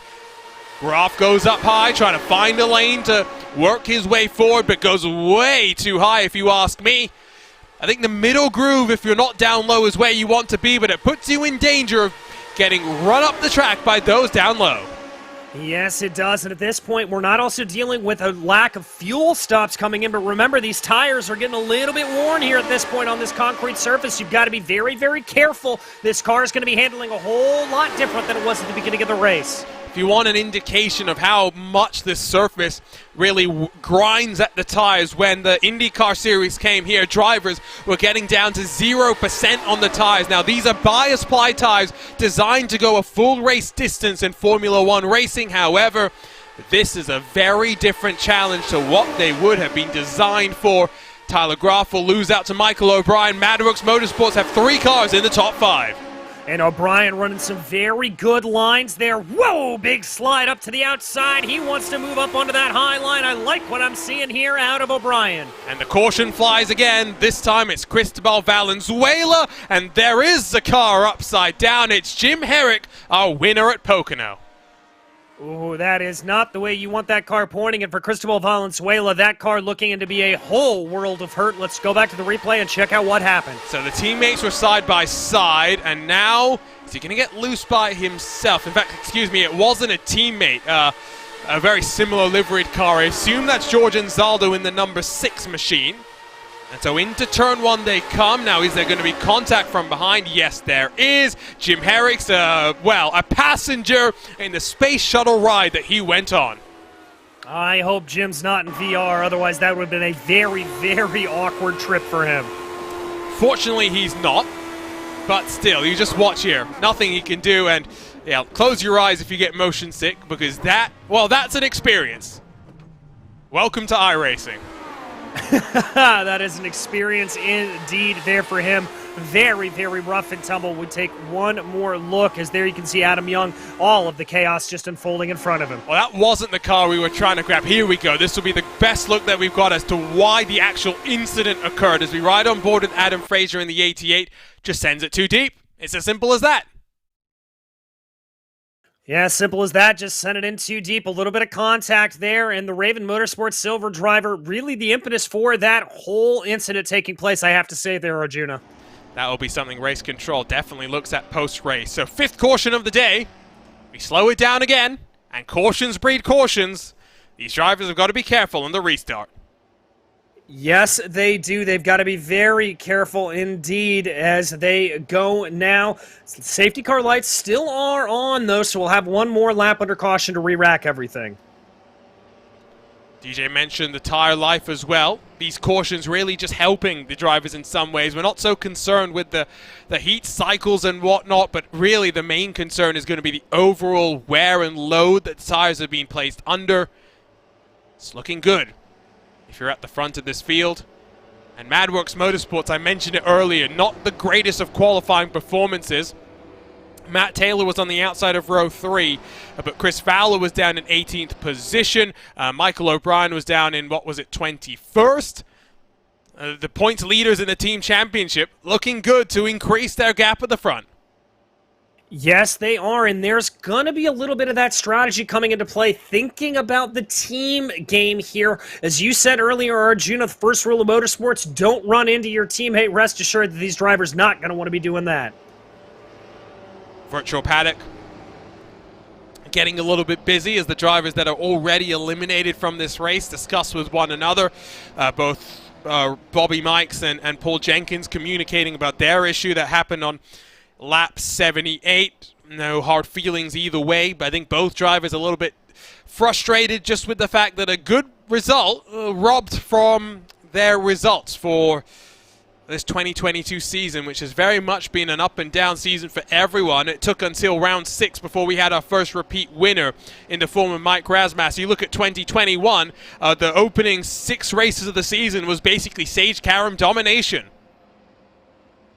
Yes, it was an absolute dominant performance there from Sage, and obviously it coming back around here to have a little bit more parity this time out, and still the racing just as good across the board. Sage Karam, of course, coming off another appearance with Dreyer and Reinbold Racing in the Indianapolis 500. Didn't go maybe to plan, but he was looking on a decent spot in strategy and had an incident with David Malukas on the final lap. Of course, the main drama when it came to David Malukas wasn't really that contact, but the fact that, as many people will say, DJ, he was robbed of the Rookie of the Year. Yeah, it very much was. Malukas drove a very, very good race there. Finished up as high as he did, highest placed rookie, but the voting for Rookie of the Year, not done by position, it's done by overall, and Jimmy Johnson was the one that took that prize this time around. I'll just give my opinion. Jimmy did great in qualifying. And then experience it, well, on day 1 of qualifying, experience what the Fast 12 can do with a big old slide on lap 1, and then struggled in the race. Yes, he brings a lot of other things to the table, but I don't think it's as clear-cut as when Fernando Alonso won it over, who was it, Ed Jones back in 2017, when Alonso led laps, was looking on course for a great victory before he ended up retiring. I have to fully agree with you there, Arjuna. I think David Malukas, if I was him, I'd feel a little bit robbed at this point. Well, will anyone get robbed of a victory here today? 5 cautions so far with 20 laps to go. We're approaching the point of no return where a caution would end our inaugural trip to the Music City. It's a MadWorks Motorsports 1-2. We're back underway at Nashville. Yes, we are, and yet another good start there out front for our leaders as they start to pull away a little bit. It looks like Ricky Harden trying to get to the inside there of Craig Forsyth, and I think he's got it. Going to have the inside line, and when we're not up to speed, the inside is definitely a little bit faster. Forsyth gets spooked by Harden, who got a big old wiggle on the entry to the corner. O'Brien slides on through, the New Zealander up to 4th. And remember, we said here that car was looking pretty good earlier on. Michael O'Brien here definitely on a good run. Is he going to be able to get his name up into the conversation for the win of this race? He's looking to the outside, of Ricky Harden. Can he make it a MadWorks Motorsports 1, 2, and 3? What a storyline that would be. They're fighting for the lead of the race, Taylor and Fowler, but here comes the O'Brien Express. Yellow flag flies, though. Alex Guyon gets mixed up. Oh, a big contact there, and I'm not sure who that other car is. That looks like Gary Godso involved in it as well. So it's looking like we might have been on for a slightly longer run, but we slow it down once more. There is an engine that is blown on pit lane. I would assume that is Alex Guyon's machine. Let's see what happened here as we grab the RaceSpot TV replay. Gary Godso coming into contact with Guyon, and then coming into the shot that spread a cord. Not sure exactly if he had enough time to slow down there, but get another look at it. You can see they were close off turn number 2, and now ride with Dustin Wardlow as they work into the corner. Coming down here, let's keep an eye on this. Does it look like I've got to put the blame there on that Raven Lavoie Motorsports machine? It looked like he cut down into Godso. One more look if we can even slow it down. I think that will be important. We've gone back just a little bit too far, so let's see if we can cycle this one again. And we'll pick up then from up above what's going to happen between the two of them, because I kind of get the sense it's 6 of one, half a dozen of the other. Godso doesn't really turn in like you might expect.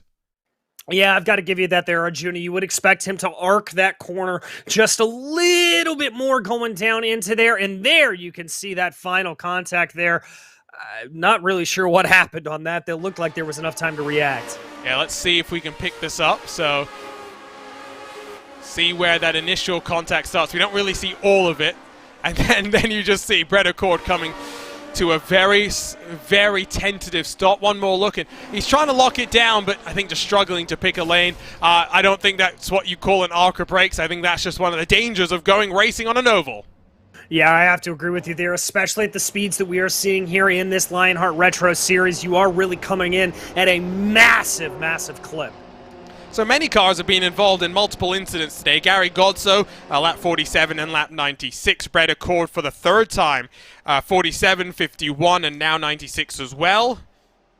But we thought this was going to be a difficult race, and it's definitely proving to be like that. Thoughts, though, on Nashville. It's one of our newer ovals here on iRacing. I think it's fair to say the IndyCar race was nothing special, and one that I think some drivers would be glad to see as a one and done. The 79s have been a bit more feisty. I've been enjoying this one a little bit more. I have as well, Arjuna. It's been spicy. It's been a good strategy race to see played out here. I think the 150-mile race distance, absolutely perfect for these cars. And I, for one, would be happy to see this return back on the schedule. I think it's provided a fun and exciting race here for us.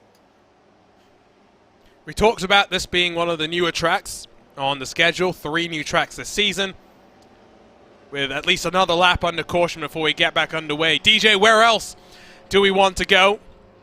Of course, week 13 starts, or week 13 is up next week, which means it's a new iRacing build on the horizon.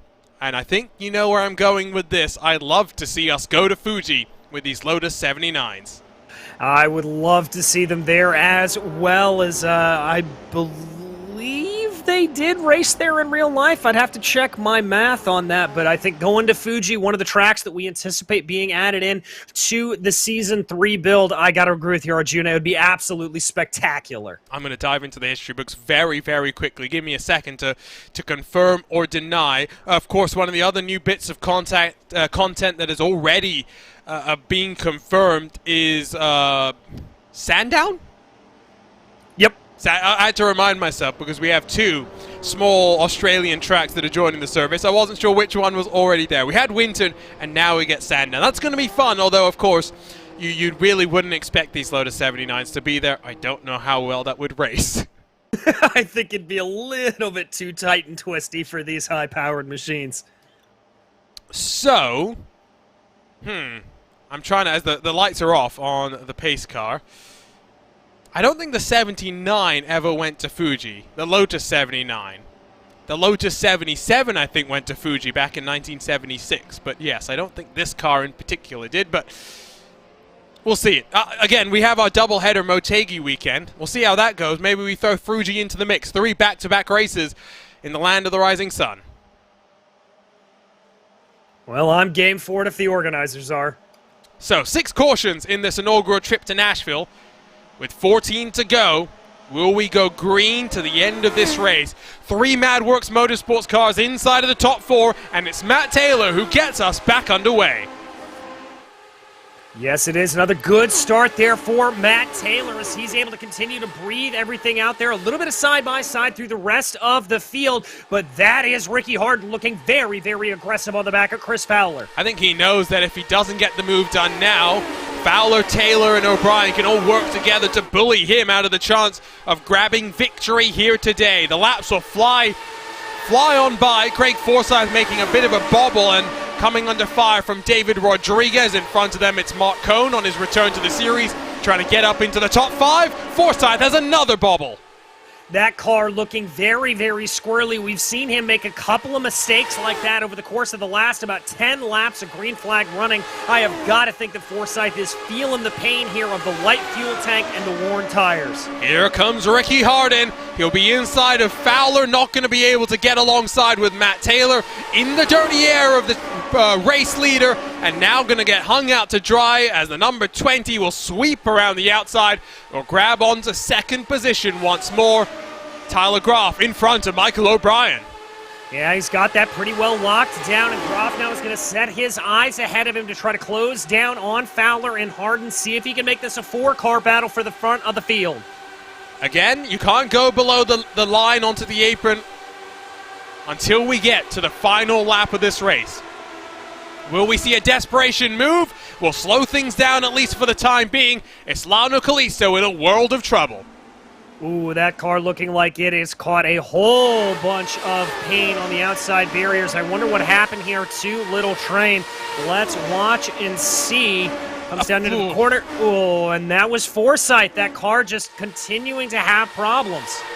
Really not enjoying this end of this race. And now again, he gets up high, a bit spooked by Malone, gets squirrely, slides down the track, and nothing that Lionel Kalisto could do. Forsyth up in the air, and then gets collected. I think that was George Anzaldo.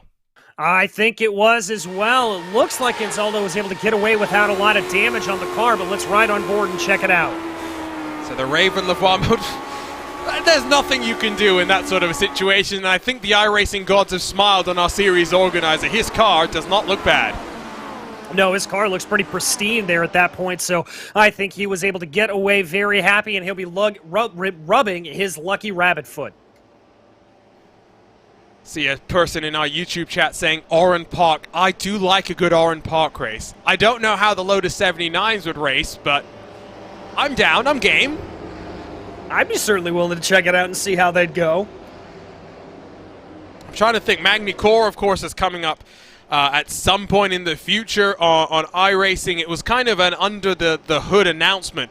I think it came at the same time as the Hungaro Ring was announced here on iRacing. And it's not a track that the 79 ever raced at in the real world, because of course it would have been at Paul Ricard in 78 and then at Dijon in 79. But I am a fan of Magny Cores, especially the chickens there. You know what I'm talking about. I know exactly what you're talking about, Arjuna.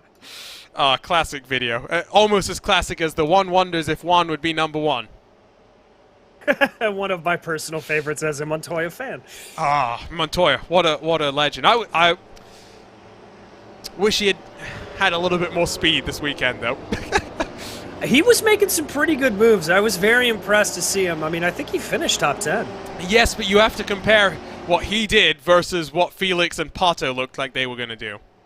That's very true, but Juan, I think, just had a little bit of problem in qualifying. I mean, he started 31st, 32nd, something like that. Juan wonders what would happen if Juan had been number one in qualifying. Okay, I'll stop myself and I'll restrain myself because I can go on for a lifetime. So, I think we're coming back to green with 6 to go. Now, a caution, I think, basically immediately would end the race. So, the pressure's on Ricky Harden here, who is in front of Chris Fowler. Yes, he is, and that's going to be a huge boon to him there, that he's not going to have the teammates to sort of duke it out with. The one problem I think that Harden's going to have is we have been able to see the lead driver here be able to get a jump for about a lap or so before really getting under threat. And with just as quick as we've seen some of these cautions flying out, I have got to think Harden is going to be, yep, there he goes, keeping those tires nice and warm. He's listening to the broadcast right now. He knows what's coming. I know some people who actually do that. I'm not a fan of it. I think that's distracted driving.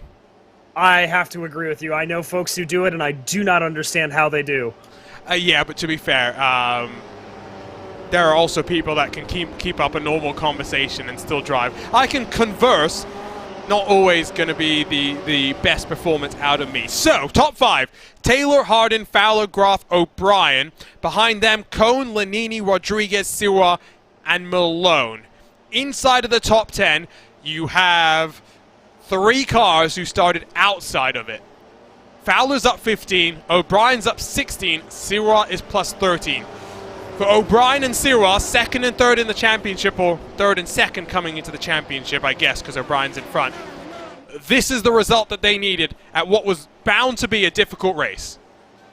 Yes, it very, very much is the exact race that they needed to have happen. They're going to feel very, very happy about it. And I think for them, it's just going to be a little bit of a survival mode here. Just try to keep themselves in that top 5 if they can. All right, 4th time's the charm. Are you changing your prediction now?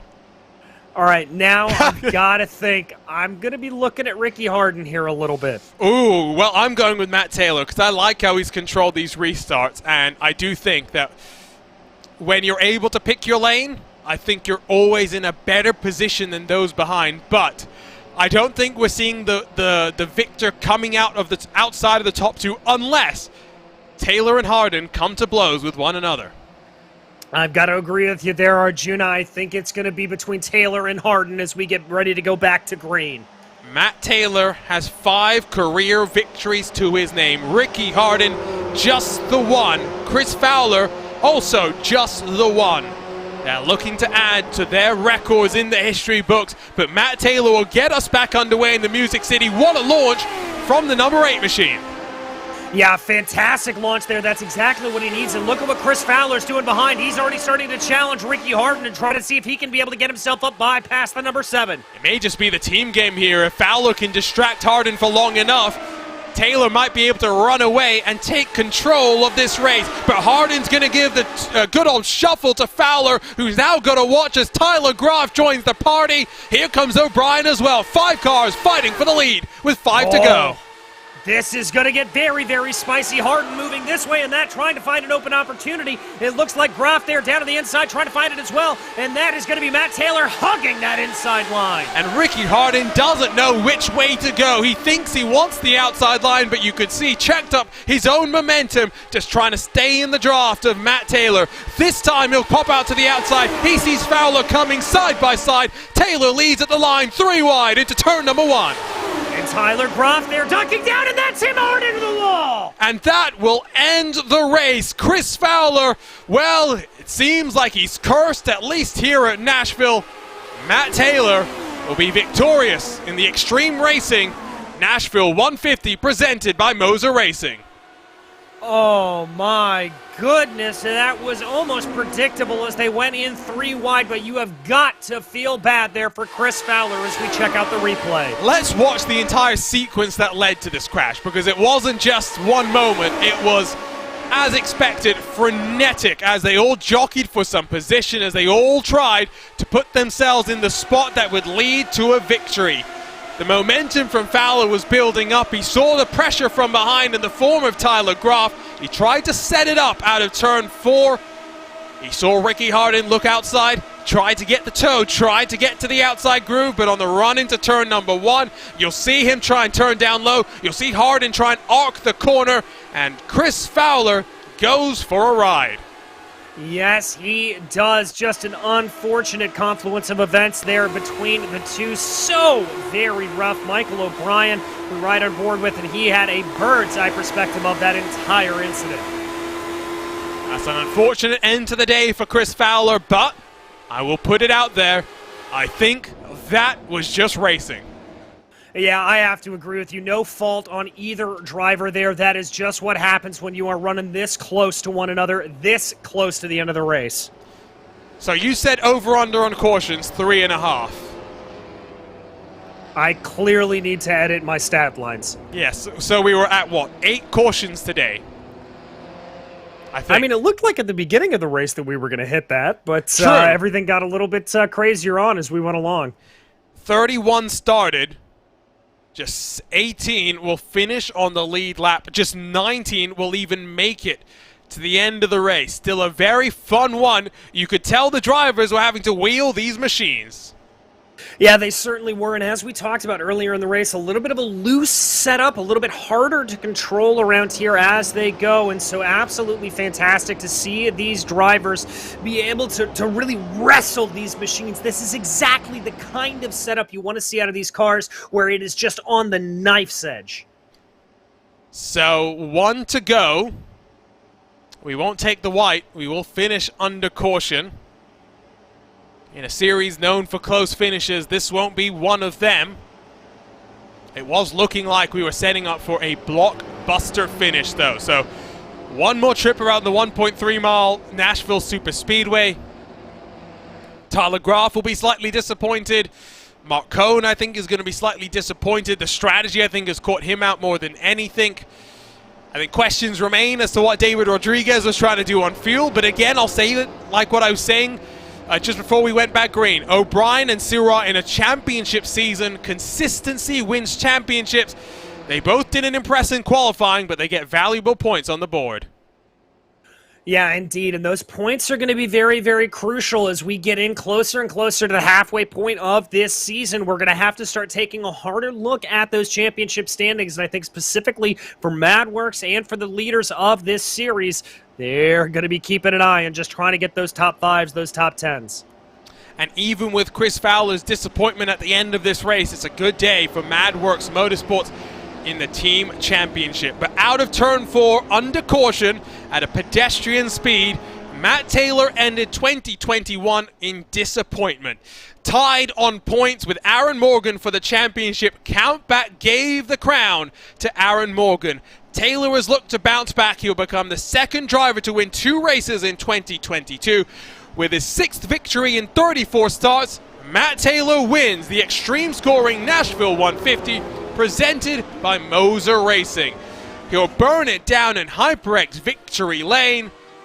A fascinating day of strategy, intrigue, as well as difficult car control. Nashville had it all.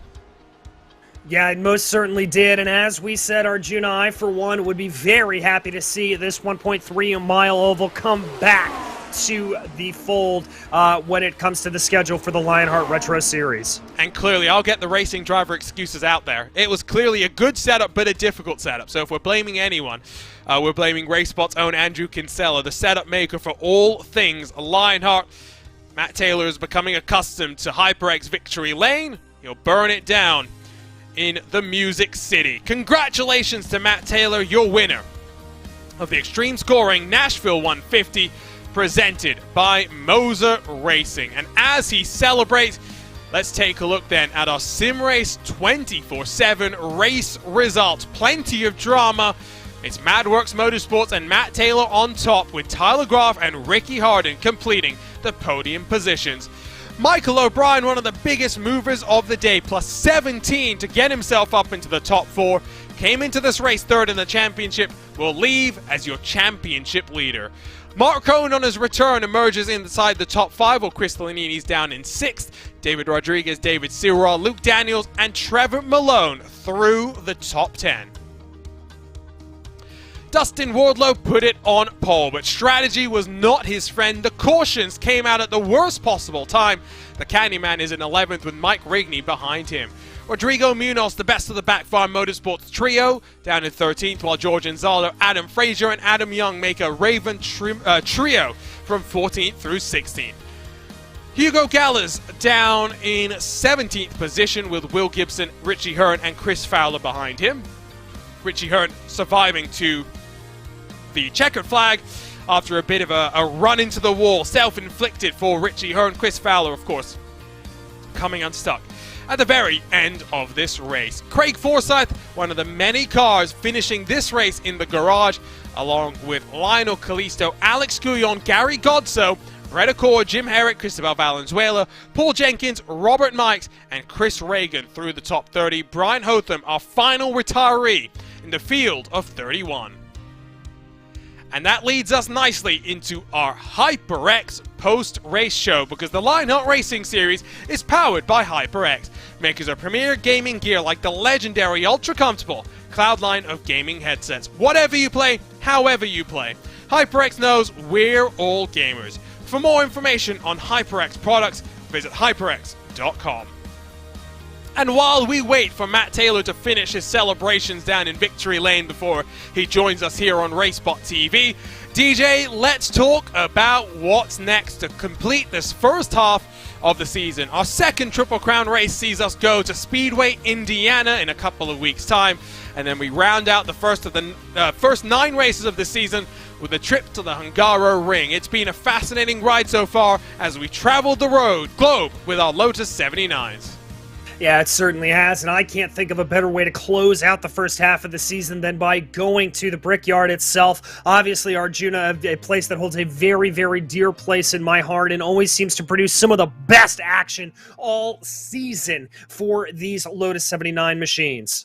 Well, Wait no longer. We have Matt Taylor joining us in HyperX Victory Lane. And Matt, a difficult race. It clearly looked like the car was on a knife edge. How did you survive? How did you make your way to the front?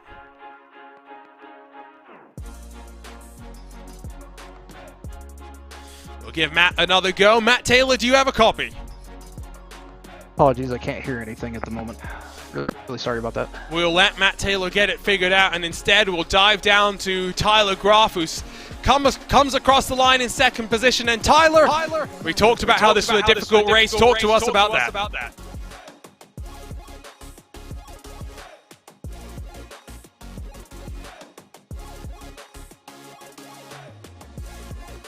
Tyler Groff, do you have a copy? Well, looks like it's technical galore issues right now, but I think we've got Matt Taylor again. Matt, talk to us about that race. I'm so sorry about that. That's apparently my stuff to set. That was crazy, but man, just nailed the strategy tonight. Came down lap 13, took tires, knew it'd probably need them for as hard as we were going to be racing, and from the warm-ups, I was able to save just enough that it didn't necessarily need to change them at halfway, and we were a little awkward on the fuel strategy there, but having the older tires mid-race really allowed us to jump the guys on the same strategy and just hang on for dear life from then. Well, you came into this race fourth in the championship, but now with 2 wins on the season, your team is on a roll. It looks like you're getting on a roll as well. We head to Indy next for the second Triple Crown. What are you expecting in the Speedway? I don't know. That's going to be interesting. We haven't raced with this tire there, and I think chaos is the best way to describe how that race has gone in the past. And I don't know if we're going to see anything different, or if we are going to see a 4 or 5 wide and a giant pack crashing coming into the finish. But it should be wild. The one thing we know is we're going to get some sort of dramatic finish. That seems to very much be the norm. Talk to us about the season so far for MadWorks Motorsports, because you were part of the Avatar Order Racing domination last year of the HyperX team standings. MadWorks Motorsports has picked up the baton, and you guys have been the dominant force in 2022. We've been running really well, and it's funny, we seem to be able to get ourselves to the front, and getting all our cars across the line has not maybe been our strongest suit at this point, but at least 2 or 3 of us will have a solid race, and we've certainly got strong enough pace to run up there, and I think we'll continue to build on this. It's been a fun season. Congratulations, Matt, your 6th victory in your Retro Series career. I'm sure plenty more to come in 2022. Thank you so much. Matt Taylor joins us from Victory Lane, and we're going to step to the 3rd step of the podium where Ricky Harden was not hard in the wall. And Ricky, it looked like a fun race. It looks like a setup that you really had to wrestle around. Absolutely, and I think we were in the perfect position there at the end of the race. Jumping to the high side of Matt, I knew it was going to be a little bit sketchy running that lane, and so I prepared for it. I think we were ready. I was pretty conservative going into 1, and then it seemed like Chris was trying to tuck in behind me or something. I don't know what happened. He just hit me in the right rear and ramped over. Plenty of cautions. What do you think could have been different? It was a hot day. It was a difficult surface. Were the tires really that much of a handful? Yeah, I mean, I kind of prepared for a lot of yellows, to be honest. And on that first caution, I took my tires. And if it had gone green, it would have been extremely hard to drive at the end. But with the yellows, it wasn't that bad. But, when you don't have anybody in front of you and you try to go to that outside line, it can be sketchy. Indy's up next. What are you expecting when we head to Speedway? Well, I'm hoping for a win. I mean, nothing less. Indy is the biggest race of the year, and I felt like last year we were in a perfect position to get it and come into the stripe. Sage Karam got a little overambitious and turned us, and we got flipping through the air coming to the line instead of the win. We had the momentum to win. We were in the right spot. 2nd place coming out of 4, which is perfect. Well, you're out for vengeance this year. Good luck, Ricky. Of course, all focus on the Speedway and all 3 of our series coming up. We'll see if you can get that 2nd victory in your Retro Series career. Thank you. Appreciate you. Appreciate George and all of the people in the league that put this thing together. HyperX, Next Level, everybody. Appreciate y'all. Ricky Harden from the third step of the podium, and we'll see if Tyler Groff has got things sorted. Tyler, do we have a copy? Yep, I got you guys. You got me? Yeah, difficult race. I mean, we saw plenty of cautions. We saw some... It was difficult to pass at the front of the field. What did it take with that 98 car when cautions really affected and mixed up the strategies? Honestly, I think we were on the right strategy. We just... those guys that pitted on the first caution, their tires are just a little bit better than us, so we just kind of had to lay back and let them race. Glad we did, because they ended up wrecking, but yeah, they just had a little bit of the edge on the tires. I definitely think I had the better tires at the end. The rear ends of their cars were dancing around quite a bit, so I think if we could have gotten a 5-lap run there, I wouldn't be as bummed out. But yeah, I'm still very happy with second. So what was your plan on that final run? You know, assuming we had gone green, it looked like Harden and Fowler were kind of fighting for second. What could you have done to get past them if there was no incident? I mean, based on the practice races, I knew who ahead of me I could trust. So I basically just I knew I had to get them on the high side. You saw with Herrick and with O'Brien, when you got them onto the high side, and they can't arc the corner nearly as much, that's when the back end started coming around.